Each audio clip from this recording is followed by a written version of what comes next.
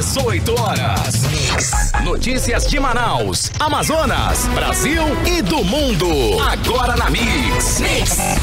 Legal, 6 horas em ponto em Manaus. Boa noite pra você em 100,7. Boa noite pra você na sintonia certa. Você que está aí no melhor Mix do Brasil. Estamos começando mais uma edição do programa 18 horas. Hoje é terça, hein? Terça-feira, dia 10 de agosto, ano 2021. Carimilhão, tudo bem? Tudo certo, bacana, juntos, hein? E aí? Juntos, vambora, isso aí. Muito boa noite pra você. Já começo agradecendo a sua companhia, você sintonizado aqui em 100,7. Valeuzaço, minha gente. Vambora. 6:01, boa noite. Você está ouvindo 18 horas. Bom, vamos agora aos destaques do 18 horas de hoje. O Superior Tribunal de Justiça julga no próximo dia 20 se o governador do Amazonas, Wilson Lima, vai se tornar réu por fraudes na compra de insumos durante a pandemia. E mais, o governador Wilson Lima pode ser afastado do cargo, é o que vai decidir a Corte Especial formada por 15 ministros mais antigos do Superior Tribunal. O Tribunal de Contas do Estado mantém suspensa a licitação milionária da Secretaria de Saúde do Amazonas. A suspeita é de irregularidades no processo. E aqui em Manaus, 27 toneladas de lixo são retiradas dos igarapés da cidade diariamente. E grande parte desse material poderia ser reciclado, mas hoje apenas 2% desse lixo passa por reciclagem. 6 horas 2 minutos em Manaus. E a partir de agora, em essas e outras notícias, você confere aqui no melhor Mix do Brasil, mais uma edição do programa 18 horas para você. 18 horas. Superior Tribunal de Justiça agendou para o dia 20 de setembro uma sessão extraordinária que vai julgar se o governador do Amazonas, Wilson Lima, vai se tornar réu por fraudes na compra de insumos durante a pandemia. E mais, a Corte Especial, formada pelos 15 ministros mais antigos do Superior Tribunal, vai decidir se o Wilson Lima deve ou não ser afastado do cargo. Wilson Lima é acusado de integrar uma organização criminosa formada por 16 pessoas e montada para desviar recursos do estado do Amazonas no enfrentamento à pandemia. A denúncia foi apresentada pela Procuradoria-Geral da República em abril deste ano. E o líder de oposição, deputado Wilker Barreto, diz que vai criar o Dia Estadual de Combate à Corrupção no Amazonas, caso o Superior Tribunal de Justiça aceite a denúncia contra o Wilson Lima. Vamos acompanhar mais detalhes sobre o assunto agora na reportagem de Odiné Araújo. O dia 20 de setembro pode entrar para a história do Amazonas como o dia em que, pela primeira vez, um governador do estado se tornou réu em um processo no Superior Tribunal de Justiça por comandar uma organização criminosa que desviava recursos da saúde durante uma pandemia. O STJ agendou para esse dia uma sessão extraordinária para julgar se o governador do Amazonas, Wilson Lima, o vice-governador Carlos Almeida e mais 16 servidores do alto escalão da saúde desviaram dinheiro público na compra milionária de 28 ventiladores pulmonares de 2 empresas que não eram do ramo, uma delas, inclusive, uma loja especializada em vinhos. O ministro Francisco Falcão, relator do processo, enviou um ofício ao presidente da Corte, ministro Humberto Martins, solicitando a convocação da sessão especial diante da multiplicidade de denunciados. A informação foi primeiro divulgada pelo jornal Valor Econômico. A denúncia contra o governador do Amazonas foi apresentada pela Procuradoria-Geral da República em abril e deveria ter sido julgada em junho, primeiro no dia 2 e depois no dia 30. O processo foi retirado da pauta por causa de novas provas apresentadas pela Polícia Federal e pedido de mais prazo por parte da defesa dos acusados. Aliado do presidente Jair Bolsonaro, Wilson Lima é acusado pelo Ministério Público Federal de comprar respiradores inadequados e com sobrepreço de R$496 mil. Para o líder da oposição na Assembleia Legislativa do Estado, deputado Wilker Barreto, o Amazonas deposita toda a sua esperança nesse julgamento. O Wilker Barreto informou ainda que criará o Dia Estadual de Combate à Corrupção no Amazonas, caso o STJ aceite a denúncia contra o Wilson Lima. Eu confio muito na seriedade da nossa Corte, porque, infelizmente, esse assunto era para ser resolvido pela Assembleia Legislativa, que tem prerrogativas para caçar caçar e afastar um governador. Nós não estamos conseguindo nem instaurar a CPI da pandemia, ou seja, agora a asfixia. Esse governo afastado no dia 20 de setembro agora, eu apresentarei um projeto de lei tornando feriado no Amazonas. Porque esse governo hoje é um governo que maltrata o povo.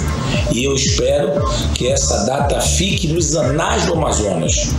Porque se tem um governo que deixou o seu povo padecer com dinheiro em caixa, infelizmente foi o governo Wilson Lima. Já o deputado Dermilson Chagas diz que o que se quer é que as ações do governador na condução da primeira onda da pandemia sejam julgadas pelo STJ. O que o povo quer é justiça. E se o STJ julgar baseado nos fatos, já estará sendo feita a justiça em benefício do povo do Amazonas. Então, infelizmente, vai ser julgado só no dia 20 de setembro, ainda tem mais de um mês pela frente. Eu espero que não tenha aí nenhum pedido de vista. A Corte Especial, formada pelos 15 ministros mais antigos do STJ, vai decidir também se Wilson Lima deve ou não ser afastado do cargo. A subprocuradora-geral da República, Lindor Araújo, também pediu a perda da função pública e o pagamento de mais de 2 milhões de reais a título de danos morais coletivos. O governo do estado, até o fechamento da reportagem, não se pronunciou sobre o caso. Odineia Araújo para o 18 horas. Ou seja, é um resumo da gestão de Wilson Lima. Escândalos, denúncias de irregularidades e crimes sendo descobertos pelos órgãos de controle. Pelo menos essas questões na área da saúde estão andando na justiça. Temos ainda graves denúncias de superfaturamento em compras e contratos na Secretaria de Educação. E na segurança pública, a gestão de Wilson Lima chega a ser literalmente criminosa. O Ministério Público descobriu uma verdadeira organização criminosa atuando dentro da estrutura da Secretaria de Segurança do Amazonas, com acesso, inclusive, a informações privilegiadas. Pois é, Carlão, e lembrando aí que uma semana após a posse do novo secretário de Segurança Pública, o general do Exército Carlos Mansur, ainda estamos sem um secretário adjunto de inteligência, depois da exoneração e da prisão, do delegado Samir Freire, que foi preso no dia 9 de julho pela Polícia Federal, suspeito de extorquir e desviar 60 quilos de ouro de garimpeiros. Você está ouvindo 18 horas.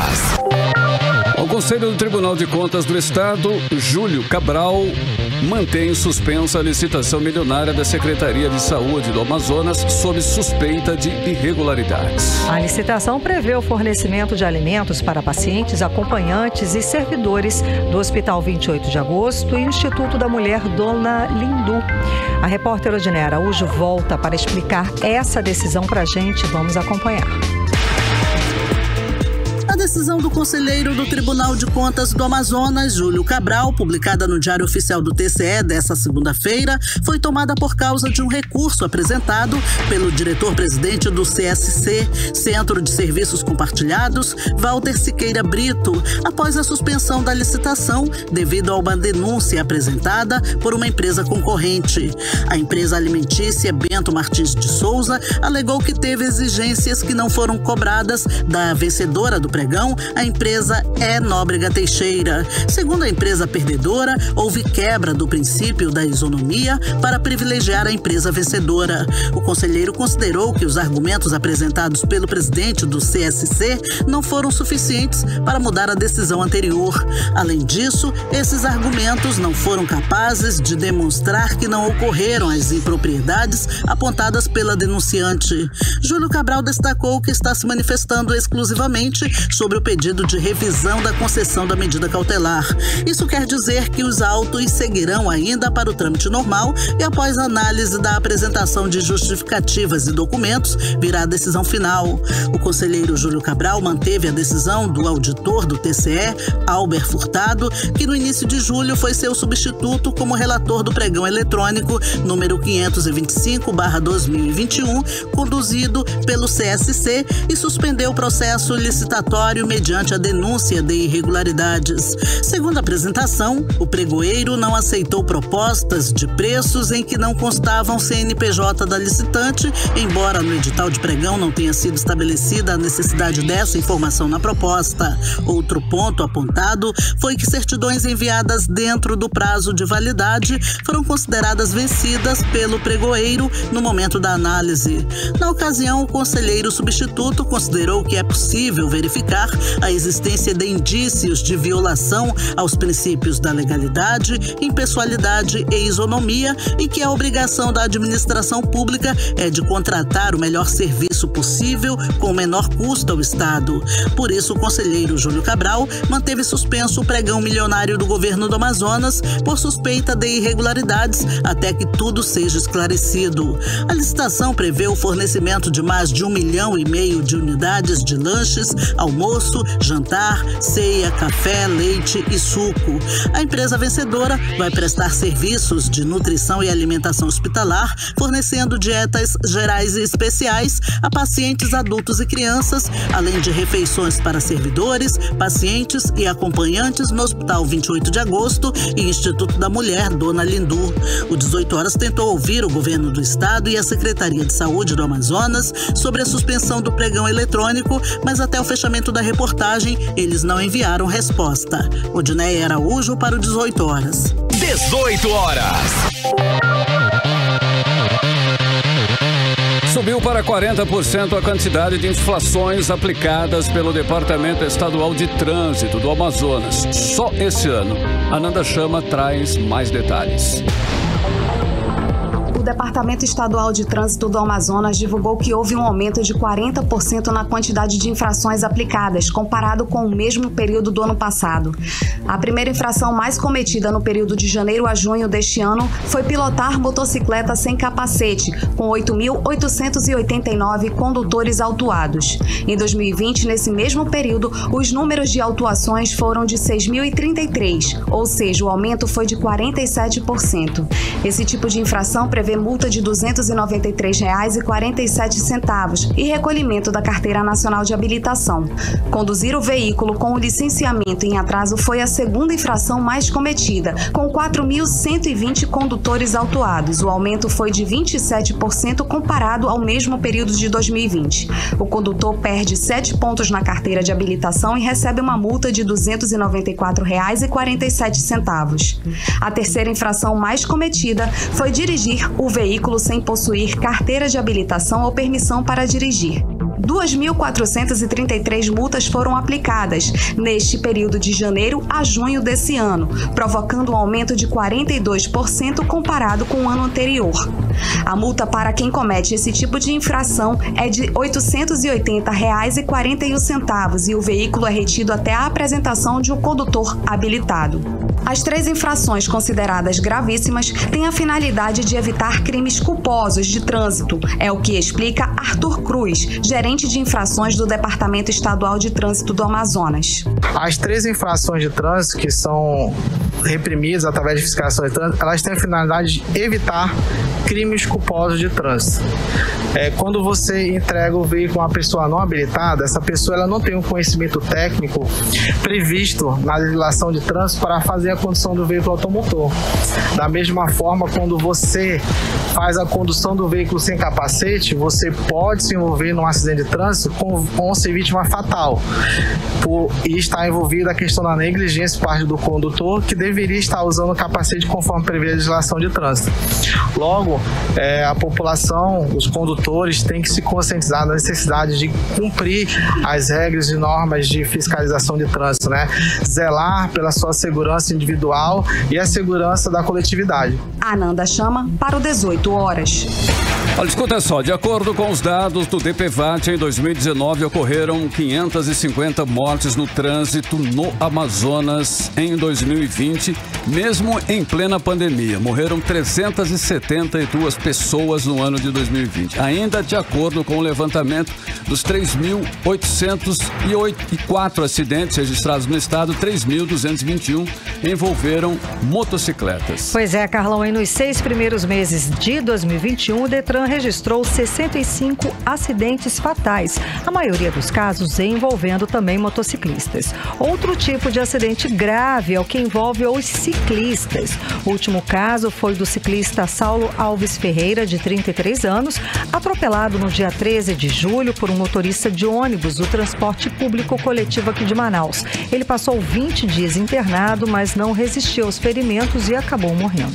Para tratar sobre esse assunto, o Ministério Público do Amazonas vai realizar nos dias 11 e 12 deste mês ainda um debate virtual sobre o uso de bicicletas no sistema de mobilidade urbana aqui na capital, aqui em Manaus. Na ocasião, promotores e representantes de ciclistas vão debater normas e regras em defesa da modalidade em Manaus. E eu conversei com o coordenador do Pedala Manaus, que vai participar aí desse encontro, o Paulo Aguiar, sobre a importância de se debater o assunto. Vamos acompanhar, vamos ouvir o que ele disse. Como as políticas públicas não são cumpridas, né, não são executadas, apesar de a gente ter plano de mobilidade urbana, apesar de ter uma política nacional de mobilidade urbana, o reflexo é no número de sinistros de trânsito e mortos. Então a gente tem aí desde 2013 31 ciclistas mortos em Manaus até agora, que é um número extremamente alto. E este ano, somente este ano, temos mais de 18 sinistros de trânsito envolvendo ciclistas. Só para você ter uma ideia como a situação está bem ruim, bem complicada, dessas 31 mortes, 4 foram este ano. Então isso reflete o não cumprimento das políticas públicas. Você está ouvindo 18 horas. E agora vamos direto para Brasília conversar com o correspondente do programa 18 horas, o jornalista Carlos Eduardo Matos. Carlos Eduardo, boa noite. Então, hoje teve de tudo e está acontecendo, acho que começou agora há pouco, né, a sessão na plenária para discutir sobre a aprovação do voto impresso. Mas antes disso, durante o dia, tivemos o desfile aí, foram 14 carros blindados, tanques, enfim. Carlos Eduardo, conta pra gente o que aconteceu hoje aí em Brasília. Boa noite, Karine, boa noite, Carlão, boa noite a todos. Hoje teve um ato militar, hoje cedo, que teve um desdobramento infeliz para o governo. Diversas lideranças políticas manifestaram repúdio contra esse ato militar promovido hoje na esplanada dos ministérios e gerou um mal-estar entre os aliados do governo e dentro da ala militar. Só para vocês entenderem o que aconteceu, tanques de guerra e carros blindados passaram em comboio em frente ao Palácio do Planalto hoje cedo, sob o olhar atento do presidente Jair Bolsonaro, do ministro da Defesa, o general Braga Neto, e da cúpula das Forças Armadas.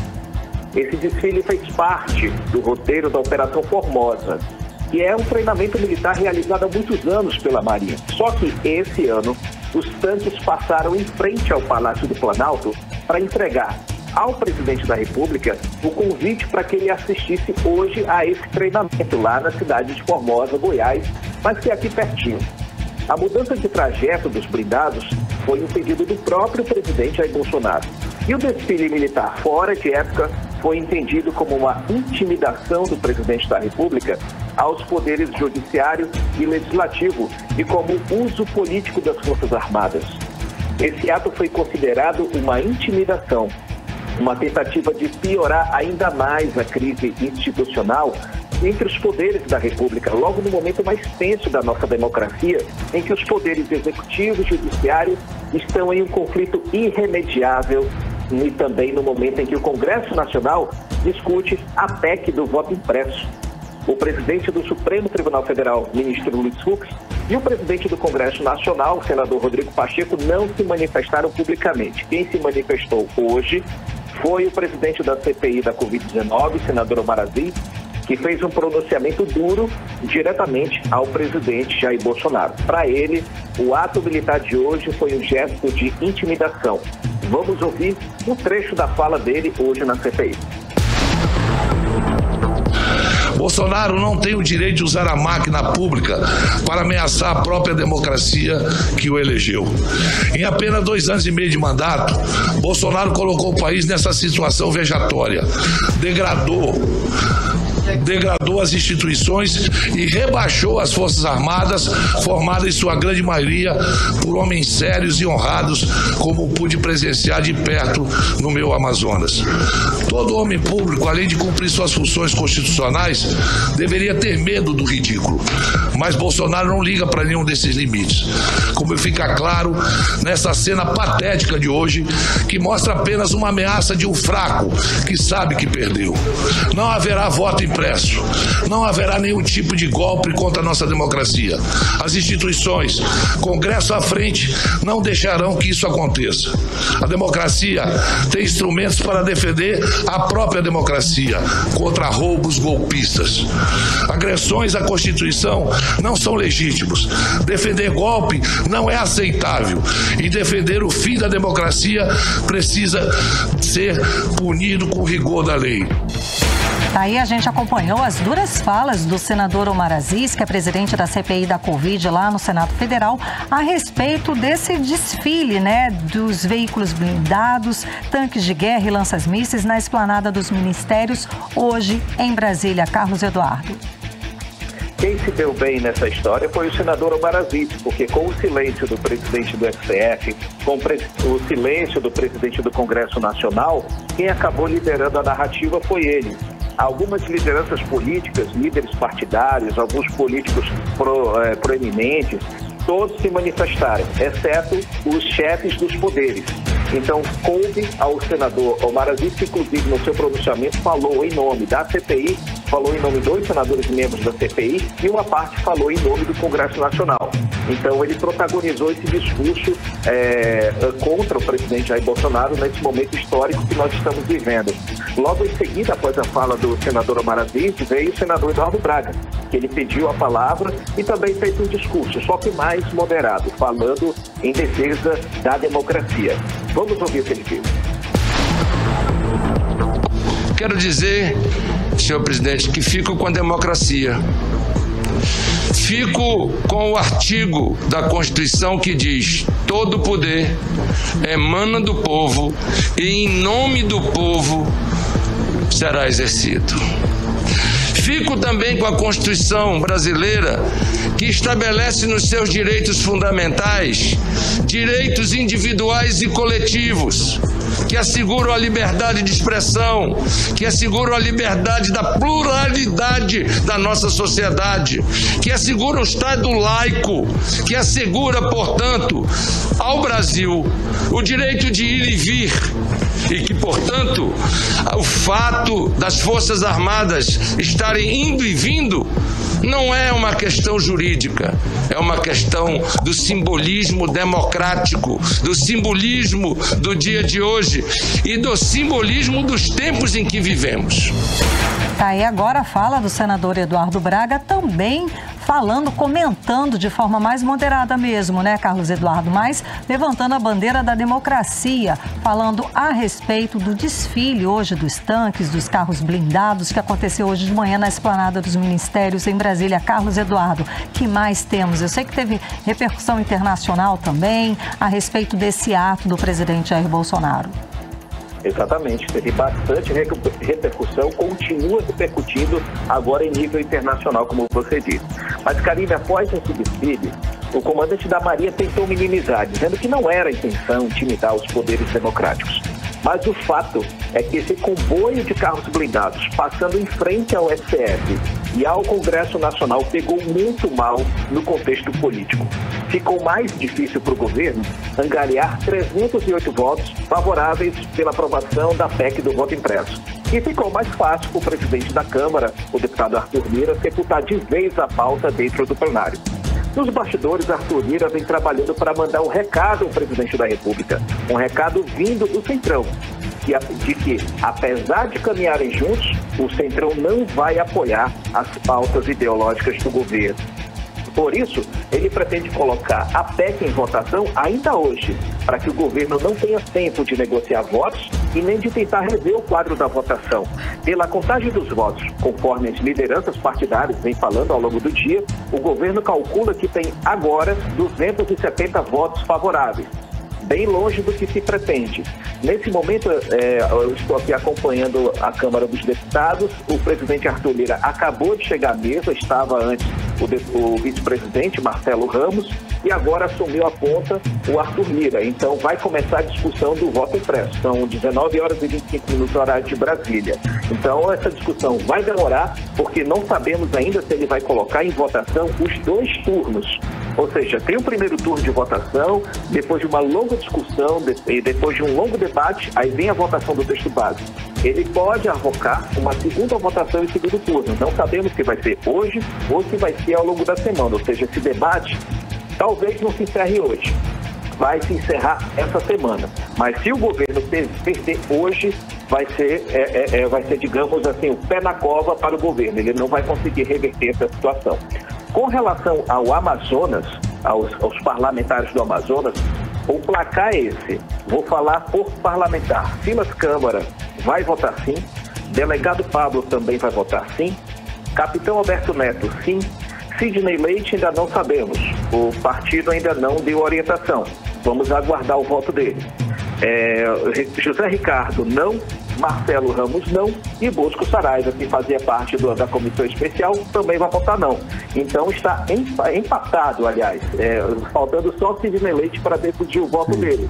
Então, tirando o Sidney Leite, está 3-3. Agora, uma última notícia. Karine, o Senado aprovou hoje, agora há pouco, agora à noite, o texto principal do PL 2108 de 2021, que revoga a Lei de Segurança Nacional e que define crimes contra o Estado Democrático de Direito. E uma segunda notícia, o senador José Serra, do PSDB, solicitou hoje a licença do cargo de senador pelos próximos 4 meses para que ele trate a saúde dele. Na última semana, o parlamentar foi diagnosticado com Parkinson, em estado inicial e distúrbios do sono. A vaga dele vai ser ocupada pelo primeiro suplente, o senhor José Aníbal. Volto com você, Karine e Carlão. Okay. Muitíssimo obrigada, Carlos Eduardo, pelas informações de Brasília. A gente estima melhora rápida do senador Serra, né? Exatamente. Vamos torcer, né? Afinal, ele é um personagem histórico da política do Brasil, né? Sem dúvida alguma. Muitíssimo obrigado, um ótimo trabalho. Eu sei que você segue aí na escuta dessa sessão de hoje histórica, sem dúvida alguma. Exatamente. Um abraço para vocês, até amanhã. Boa noite. Até amanhã. Conversamos ao vivo, direto de Brasília, com o correspondente do programa 18 horas, o jornalista Carlos Eduardo Matos. 6 horas 27 minutos em Manaus. Você está ouvindo 18 horas. E ainda hoje, aqui no 18 horas, aqui em Manaus, 27 toneladas de lixo são retiradas dos igarapés da cidade diariamente. E grande parte desse material poderia ser reciclado, mas hoje apenas 2% desse lixo passa por reciclagem. É o nosso assunto em instantes, logo depois da playlist. 18 horas. E agora nós vamos conferir a previsão do tempo para esta noite. Tempo e temperatura com Karine Leão. Previsão do tempo. Segundo informações do Climatempo, a previsão é de pancadas de chuva durante a noite e a madrugada. A mínima prevista é de 24 graus, a máxima pode chegar aos 34 graus. As chances de chuva são de 90% e a umidade relativa do ar fica entre 29% e 70%. 6h33, boa noite. Você está ouvindo 18 horas. E aqui no Amazonas, pelo menos 2 secretarias de Estado, a da Assistência Social e de Desenvolvimento Econômico, vão começar a exigir de funcionários o comprovante de vacina contra a Covid-19. A Nanda Chama traz os detalhes pra gente. No dia 2 de agosto, a Secretaria de Estado de Desenvolvimento Econômico, Ciência, Tecnologia e Informação, SEDECT, informou por meio da portaria de número 68 de 2021 que será obrigatória por parte dos servidores da Secretaria a apresentação do comprovante de vacinação contra o novo coronavírus. A Secretaria de Estado da Assistência Social, SEAS, também vai adotar essa medida. Considerando que a vacina contra a Covid-19 é o método mais eficaz no combate à propagação da infecção infecção e a mortalidade causada pelo vírus, a comprovação da vacinação deverá ser feita com a apresentação do cartão de vacina ou outro meio adequado. A obrigatoriedade se estende a servidores públicos efetivos, comissionados, temporários, servidores e empregados disponibilizados, estagiários e prestadores de serviços permanentes ou eventuais. Para a comprovação, o servidor deverá apresentar o comprovante junto à Gerência de Recursos Humanos do órgão, de forma física ou virtual. Está autorizado o deslocamento do servidor público dentro das secretarias desde que apresentem a comprovação da aplicação da primeira dose do imunizante contra a Covid-19. Tentamos entrar em contato com a Secretaria de Saúde do Governo do Amazonas, mas não tivemos retorno até o fechamento da matéria. Para mais informações, acesse o site 18horas.com.br. Ananda chama para o 18 horas. Olha, no Amazonas começa nesta sexta-feira, dia 13 de agosto, a vacinação contra a Covid para os adolescentes de 12 a 17 anos em Manaus e mais 11 municípios que já alcançaram 80% da meta de vacinação. Bom, para esse grupo, a imunização começa com adolescentes que têm algum tipo de comorbidade, grávidas, puérperas e com deficiência a partir da sexta-feira agora.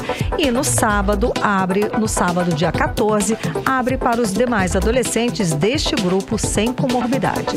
Em Manaus, a Secretaria Municipal de Saúde está definindo e depois vai divulgar os postos que vão atender a esse grupo de adolescentes. E nesta terça-feira, a Secretaria Municipal de Saúde começou a intensificação da vacinação dos profissionais da educação aqui em Manaus. A expectativa do município é imunizar o total de 33.614 trabalhadores. Você está ouvindo 18 horas. Bom, e agora a gente fala aí de meio ambiente, na verdade sobre um alerta para o planeta. Falamos sobre o assunto na edição de ontem, aqui no 18 horas, sobre o relatório da ONU, que fala do clima, que revela que os dados causados pelo aquecimento global são irreversíveis. O relatório afirma que todas as regiões do Brasil sofreram as consequências das mudanças climáticas causadas pelos seres humanos e consideradas irreversíveis. Prevê também mudanças drásticas no clima da Amazônia. É por isso a repórter Júlia Gomes conversou com o biólogo do Instituto Nacional de Pesquisas da Amazônia, o Felipe Ferencait, que estuda sobre a Amazônia brasileira desde 1974, e ele fez um alerta de que o aumento na temperatura está ameaçando a sobrevivência das árvores na Amazônia. Vamos ouvir aí os detalhes com Júlia Gomes.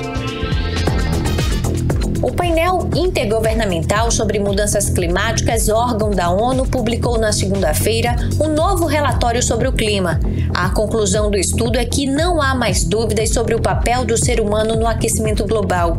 As mudanças climáticas causadas pelos seres humanos são irrefutáveis, irreversíveis e levaram a um aumento de 1,7 graus na temperatura do planeta.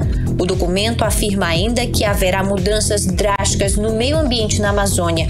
É a primeira vez que o documento quantificou a responsabilidade das ações humanas no aumento da temperatura na Terra. De acordo com o relatório, haverá aumento no número de dias secos, com temperaturas máximas superiores a 35 graus na Amazônia e na frequência das secas e também das enchentes até o final do século.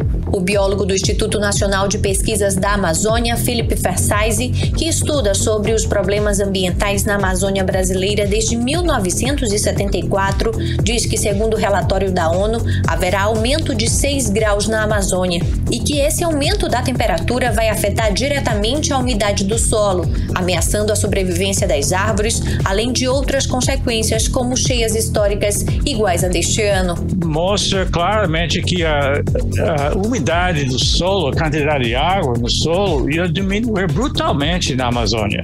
Então, esse afeta a sobrevivência das árvores, por exemplo, além dos problemas com a agricultura. Mostra também um aumento grande do número de dias secas, sobretudo na parte leste da Amazônia, mas também em Mato Grosso, que é grande centro de agronegócio. E se tem mais grandes enchentes, do tipo que temos esse ano na Amazônia, uma coisa que ia aumentar. E também grandes secas, como a gente tinha com o El Niño. Doutor em Ciências Biológicas, o pesquisador do INPA afirma que é possível sim reverter alguns aspectos aspectos desse cenário dramático para o Brasil, em especial a Amazônia, caso sejam feitas mudanças significativas agora, principalmente a mudança de atitude do governo federal, que promove uma verdadeira política de desmonte do setor do meio ambiente no país, na avaliação do cientista. E o relatório deixa claro que temos que agir agora para evitar isso. É possível evitar muitos impactos, mas apenas se for realmente fazer grandes mudanças agora. Então, implica reviravolta imediata na parte ambiental no Brasil, porque o que vem acontecendo atualmente vem sendo um desmonte de todo o setor ambiental, da IBAMA, etc. Não só de ter menos funcionários, muito menos dinheiro, etc., mas também de centenas de normas internas, etc., assim, inibindo o trabalho em evitar desmatamento. Então, esse tem que ser reconstruído. Júlia Gomes para o 18 horas. Você está ouvindo 18 horas. Entrevista do dia. Bom, e a nossa entrevista do dia ainda é sobre o assunto meio ambiente. Aqui em Manaus, diariamente, 27 toneladas de lixo são retiradas dos igarapés da cidade. Os dados são da prefeitura e revelam também que grande parte desse material poderia ser reciclado. Hoje, apenas 2% desse lixo é reciclado. São garrafas PETs, descartáveis e resíduos domésticos, materiais que demoram anos para se decompor. Para a gente ter uma ideia, uma garrafa de plástico, por exemplo, leva mais de 400 anos para desaparecer. Bom, para falar sobre a importância do descarte correto do lixo, vamos conversar com o fundador e diretor do programa Drive-Thru Ambiental, Tiago Teles Andrade. Tiago, muito boa noite, seja bem-vindo novamente aqui ao programa 18 horas, tudo bem? Olá, Karine, olá, Carlos, tudo bem? Muito obrigado pelo convite mais uma vez. Imagina. Estamos aqui para tentar sensibilizar mais um pouco a sociedade, né, em relação a quão importante é a gente olhar com outros olhos para o que a gente descarta. Pois é, exatamente. A gente começou com esse dado, né? Esse número aí desigual. São 27 toneladas de lixo, isso retirados, né, dos igarapés diariamente, para apenas 2% disso tudo que é reciclado. Esse número poderia ser muito diferente, não é? Sim, sim. Mas, Karine, eu acredito que grande parte desse material vai para igarapé e para aterro sanitário, lixão a céu aberto e lixão clandestino, pela uma falta de sensibilização de que lixo não existe. A grande parte do que a gente descarta pode, e na maioria das vezes, voltaria para a indústria em forma de matéria-prima para outros produtos. Então, assim, eu acho que a gente tem que desmistificar o lixo e começar a pensar que a gente está descartando matéria-prima, sabe? Sim. Olha, antes de nós começarmos aqui a entrevista com você, nós mostramos uma matéria sobre um relatório da ONU que mostra aí o aquecimento global. Nós divulgamos ontem, inclusive. Explica pra gente como o descarte correto do lixo pode minimizar esse impacto aí que já está causado no meio ambiente e também no clima. Sensacional, Carlos. É só a gente entender que grande parte desse relatório, grande parte do problema são os gases que a gente solta na atmosfera, certo? E parte desses gases que vão para a atmosfera é justamente pelo amor de Deus, meu Deus, eu tinha esquecido isso agora. Monóxido de carbono? É o gás metano, perdão, é o gás metano. Sim. Que é o que é produzido pelo lixo descartado incorretamente. Então, assim, a gente começar a pensar como indivíduo e começar a olhar para o nosso entorno, começar a ter pequenas ações de mudança. Porque assim, é só a gente entender que para esse problema mundial que está sendo causado, que do problema do clima, são três gases que estão diretamente indo para lá, são ações causadas por nós humanos. E um deles, que é o metano, é o gás que é produzido pelo que a gente descarta incorretamente, na verdade, e vira o lixo, e vai para o aterro sanitário, lixão a céu aberto. Então, assim, pra gente, a importância da gente começar a perceber que lixo não existe e sim oportunidade, a gente começa a ser agente de mudanças. Isso é muito bom. E isso é urgente, né, Tiago? Há também aquele conceito de que as pessoas estão começando a tomar consciência de que não existe o jogar fora. Porque não é fora, estamos aí, né, percebendo as consequências desse lixo, dessa forma irresponsável de descarte. Você joga só do outro lado, né, Karine? Exato, então ele não some, ele continua... Não some, ele está do teu lado ali, os efeitos nocivos continuam aí, né, na atmosfera, com gás metano, no caso do lixo. Então, esse conceito, como é que é possível a gente trabalhar essa mudança de conceito de que não existe o jogar fora? O lixo a gente não consegue, a gente não some aquilo. A gente tem a ideia de que não existe mais, né? Porque a gente deixa de ver, mas ele existe, ele continua. Como exemplo que você citou no exemplo, quanto tempo uma garrafa PET demora para desfazer no meio ambiente. Mesmo assim, ela desfaz e o microplástico fica lá por mais anos, né? Então, assim, a gente imaginar que existe um processo chamado logística reversa, que é você descaracterizar os produtos pós-uso e transformar em matéria-prima para outros produtos na indústria. Tem uma lei que foi a Lei 13.205 de 2010, que trata da logística reversa, ou é a 12.325, alguma coisa assim, mas trata de 2010, que trata da logística reversa, que é a possibilidade da gente mostrar para a sociedade que o lixo não existe, descarta de forma correta, que o círculozinho da logística reversa, ele vai continuar rodando bonitinho, a gente vai começar a degradar menos ainda o meio ambiente. Por quê? A gente não vai retirar nova matéria-prima do meio ambiente, novas matérias-primas, e nós não vamos estar descartando produtos de forma incorreta. Eu entendo que a grande maioria das coisas que a gente descarta ou são recicláveis ou são ressignificáveis. E por que ressignificáveis? Porque uma coisa que não nos tem mais sentido pode ter sentido, duplo, triplo para uma pessoa que não tem acesso. Ok. Olha, falando aí do seu programa, que é o Drive-Thru Ambiental, ele recebe itens recicláveis. Esses materiais arrecadados são doados para associações e ajudam na renda dos catadores de resíduos, né? Tem um trabalho social em cima desse Drive-Thru Ambiental. Como funciona esse programa? Legal, Carlos. Primeiro a gente recolhe, a gente costuma se referir coisas.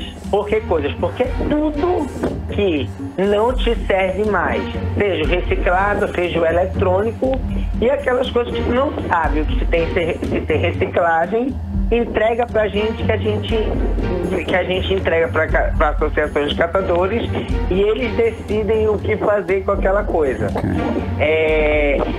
Nós estamos todos os últimos sábados do mês recebendo todo esse material e inclusive, é muito social. A gente pensa realmente no coletivo.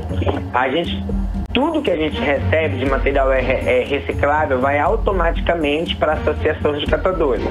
Os eletrônicos vão para a inclusão digital, que é um projeto da Descarte Correto. E a gente também tem óleo de cozinha que a gente entrega para outra associação.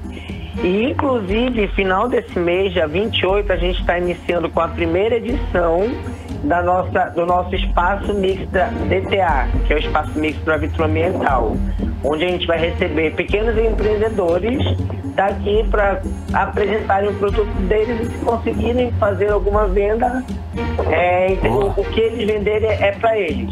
Lembrando só que o social é movimentar, sabe? Fazer alguma coisa diferente. Não só um ponto de coleta sem graça, sabe? Um ponto de entrega. É você ver, ver oportunidades. E a ideia é essa, né, Tiago? É ver e trabalhar nessas oportunidades. Agora, então, antes da gente ir para o serviço, para você explicar os pontos de coleta e como é que vai acontecer nesse próximo dia 28, o que a gente em casa, a pessoa que está nos escutando no trânsito, né? Quem está nos escutando, o que essa pessoa pode fazer na prática, em casa, no dia a dia, para ajudar nesse descarte correto dos lixos?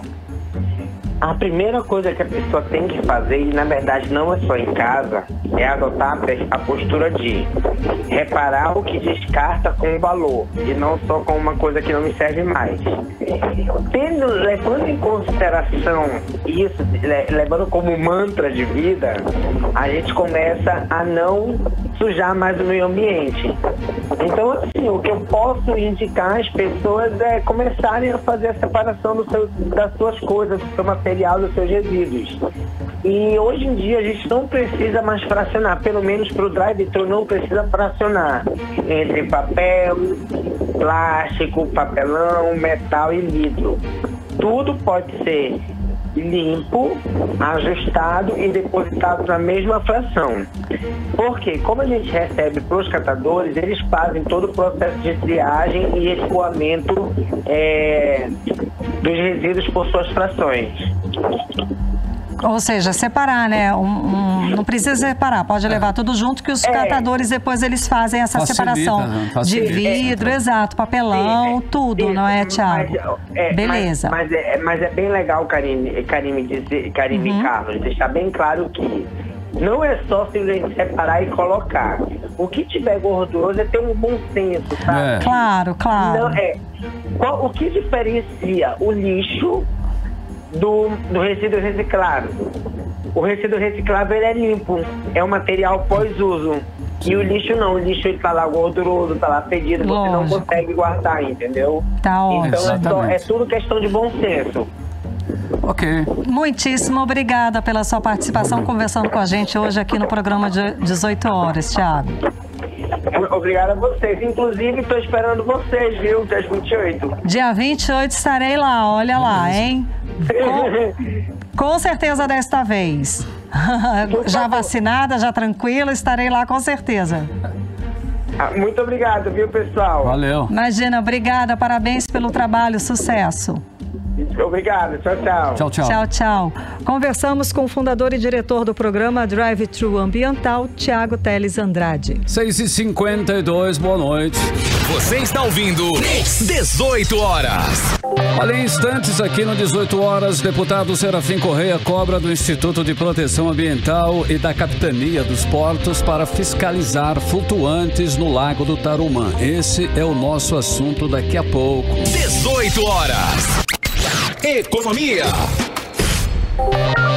Bem, vamos aos indicadores econômicos. O dólar fechou em baixa de menos 0,96%, agora cotado a R$ 5,19. O euro fechou o dia em menos 1,12%, cotado a R$ 6,08. E o Bitcoin também fechou em baixa de menos 1,43%, cotado a R$ 238.664. O Ibovespa, o principal índice da Bolsa de Valores brasileiras, fechou em forte queda, tá? Com menos de 0,66%, com menos 0,66%, aos 122.202 pontos. A inflação de julho registrou 0,96% e foi a mais alta para o mês desde 2002. No acumulado de 12 meses atingiu 8,99%.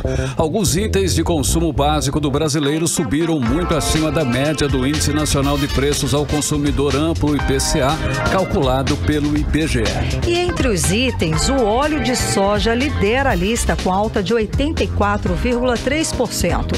Ainda entre os alimentos, o tomate subiu 43%, o feijão fradinho 42,4% e o arroz 39,7%. As carnes, em geral, também registraram inflação acumulada alta de 34,3%. O botijão de gás essencial para a cozinha de milhões de famílias subiu 29,3% em 12 meses na média nacional. Os combustíveis também tiveram alta. O etanol subiu 57,3% e a gasolina 39,7%. Mas o item que realmente puxou a inflação foi a energia elétrica residencial, que acumulou uma alta de 20,01% em apenas 12 meses. Você está ouvindo 18 horas. Agora 6 horas e 59 minutos. Carlão, vamos conferir a atualização dos dados da Covid-19? Ok, vamos embora.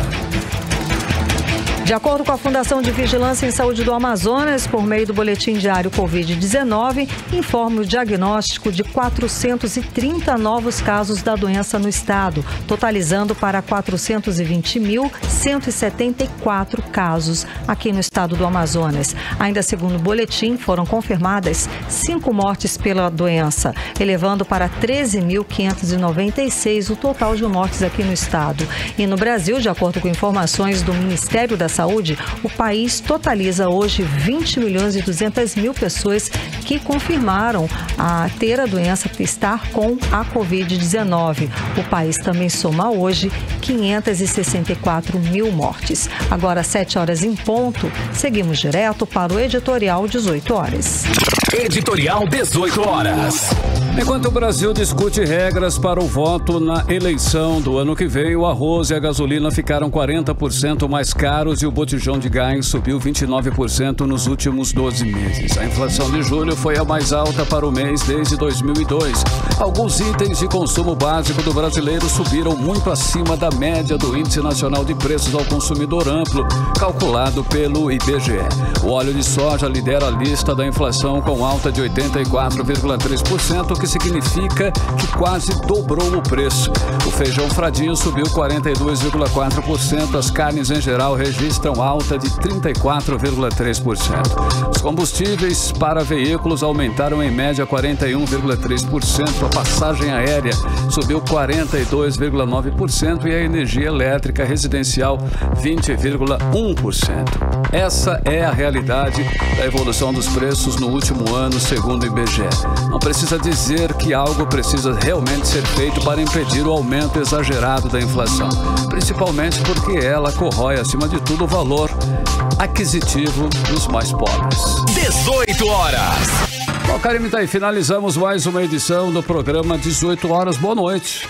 Boa noite, gente. Obrigada pela companhia. Um beijo e até amanhã. Continue bem, continue em 100,7. Você ouviu 18 horas. As notícias do Brasil e do mundo. De volta amanhã.